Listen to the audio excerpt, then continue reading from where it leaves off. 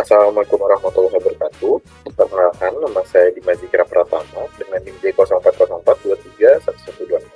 Di sini saya ingin menjelaskan tentang strategi menemukan jalan keluar labirin dengan waktu tercepat menggunakan metode DFS. Langsung saja masuk. Di abstraknya, Depth Search atau DFS adalah sebuah pencarian buta dan memperdalam pencarian mengikuti jalur tunggal sampai menemukan tujuan. Labirin adalah cara jaringan yang rumit dan berliku-liku serta memiliki banyak peluang. Labirin sering menjadi tantangan dalam sebuah permainan seperti puzzle, di mana terdapat sebuah objek pada posisi awal harus menemukan jalan keluar pada posisi tertentu. Pada jurnal ini akan dibahas tentang pemanfaatan DFS pada labirin dan waktu tercepat untuk menemukan jalan keluar. Untuk pendahuluannya, labirin adalah jaringan yang berliku-liku serta memiliki banyak jalan buntu. Sejak zaman dahulu, labirin telah digunakan untuk berbagai kepentingan. Menurut sejarah, labirin dipercaya sebagian orang berasal dari zaman kuno, di mana labirin merupakan struktur bangunan berliku yang dibuat Daedalus untuk Raja Minos untuk memenjarakan Minotaur. Depth Search atau DFS adalah algoritma pencarian simpul dalam graf yang berjalan ke dalam. Pada pencarian dengan algoritma Depth Search, pencarian dimulai dari level paling pertama atau level 0, kemudian dilanjutkan ke anak paling kiri pada level berikutnya atau level 1. Demikian seterusnya sampai tidak terdapat lagi atau level yang lebih dalam lagi. Jika pencarian sudah mencapai not atau anak paling dalam, maka akan dilakukan penelusuran mundur atau backtracking untuk melakukan pencarian ke anak berikut. Untuk lebih mudahnya bisa di gambar berikut.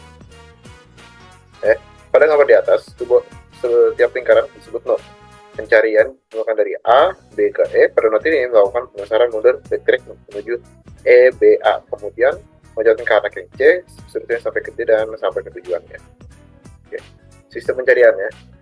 Gambar berikut merupakan labirin yang digunakan untuk menjelaskan bagaimana jalan keluar dengan waktu tercepat menggunakan DFS. Seperti terlihat, kotak hitam bernomor merupakan jalan yang akan dilewati, sedangkan kotak putih merupakan tembok penghalang. Setiap jalur yang berbeda diberi angka dan yang berbeda juga.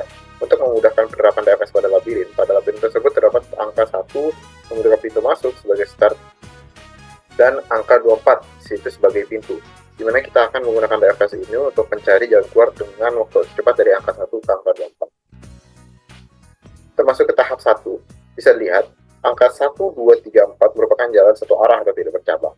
Ya, sehingga DFS langsung aja untuk menuju itu. Baru untuk masuk ke tahap 2 nih, kan sudah sampai tahap 5, tahap 2 ada percabangan 5 atau 6. Karena DFS menuju ke kiri dulu, jadi kita akan langsung ke kiri.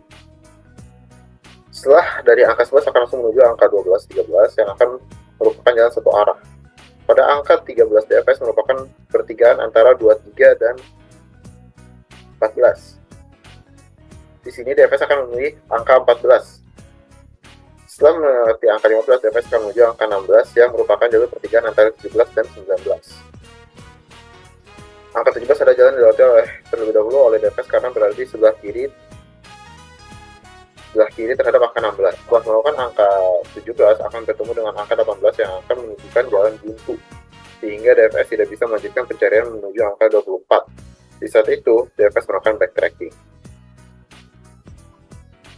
Jadi yang dilewati oleh DFS yaitu angka 5, 11, 12, 13, 14, 15, 19, 17, 18. Sedangkan backtrackingnya mulai dari angka 18, 17, 19. Kenapa backtracking berarti angka 16? Karena DFS merupakan pencarian ke dalam. Angka 16 merupakan pertigaan paling akhir yang dilakukan yang dulu yang memiliki pertigaan merupakan 17 dan 19. Setelah memiliki angka 17 tidak bisa melanjutkan pencarian karena angka 18 merupakan jalan buntu. Maka setelah itu dilakukan backtracking. DFS akan mulai pencarian lagi dari angka 16 menuju jalan yang belum dilewati. Kita masuk ke tahap ketiga. Setelah melakukan backtracking pada tahap 2, DFS memulai lagi pencarian dari angka 16 menuju ke angka 19.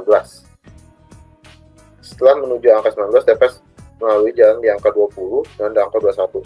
Karena jalan tersebut merupakan jalan satu arah, setelah berada 21 tidak bisa melanjutkannya, yaitu DFS akan melakukan backtracking lagi. Jadi angka yang dilewati pada tahap ini yaitu 5, 11, 12, 13, 14, 15, 16, 19, 20, 21. Sedangkan backtrackingnya itu adalah 21, 20, 19, 18, 17, 16, 15, 14. Kenapa backtracking berarti di angka 14 bukan di angka 16? Karena pertigaan di angka 16 sudah dilewati semua oleh DFS, yaitu angka 17 dan angka 19.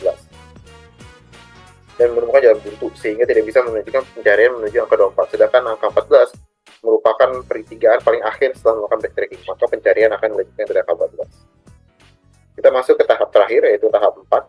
Setelah melakukan backtracking, di tahap 3, DFS akan melalui lagi pencarian untuk menemukan angka 24 sebagai tujuannya. dimulai dari angka 14 yang akan merupakan pertigaan paling akhir setelah pertigaan di angka 16 sudah dilewati semua. Pada pertigaan 14 terdapat angka 15 dan 22, angka yang belum dilewati yaitu angka 22. Jadi DFS memilih angka 22 untuk dilewati. Ternyata angka 22 merupakan pertigaan dari angka 23 dan angka 24. Karena angka 24 berada di sebelah kiri dari angka 22, maka DFS memilih 24 untuk melanjutkan pencarian. Ternyata angka 24 yang dipilih DFS merupakan tujuan atau pintu keluar dari labirin, maka proses pencarian akan berhenti.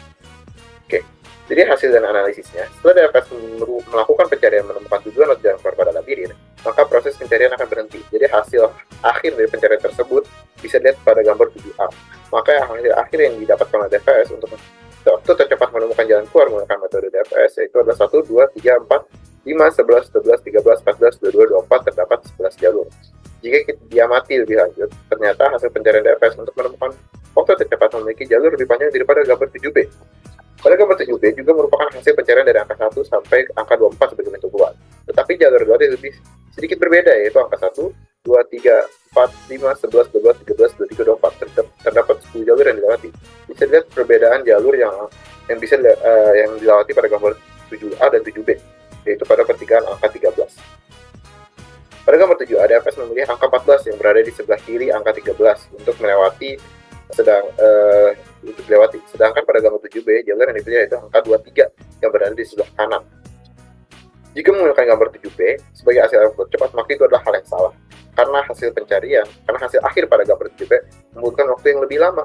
Kenapa bisa begitu? Karena pencarian menggunakan metode DFS harus dimulai dari kiri, sedangkan angka 23 berada di sebelah kanan pertigaan angka 13. Jadi secara otomatis, DFS akan memilih jalur sebelah kiri dan melakukan pencarian ke dalam, seperti yang dilakukan pada bab 2, tetapi bisa menggunakan hasil akhir pada gambar 7B jika mencari rute terpendek pada labirin, meskipun membutuhkan waktu yang lebih lama. Kesimpulannya, setelah melakukan pencarian jalan keluar dengan waktu tercepat pada labirin seperti yang dilakukan pada bab kedua, maka hasil yang benar yaitu gambar 7A. Sedangkan gambar 7B digunakan untuk mencari jalan keluar dengan rute terpendek pada labirin. Setelah menemukan hal tersebut, maka dapat disimpulkan bahwa DFS memiliki kekurangan dan kelebihan. Kelemahannya yaitu hasil akhir yang ditemukan tidak selalu optimal karena yang didahulukan dalam pencarian adalah menuruni pohon. Kelebihannya yaitu metode depth first search akan menemukan solusi tanpa menguji lebih banyak node atau angka yang dipakai dalam pembahasan kali ini. Sekian yang bisa saya sampaikan, kurang lebihnya mohon maaf. Wassalamualaikum warahmatullahi wabarakatuh.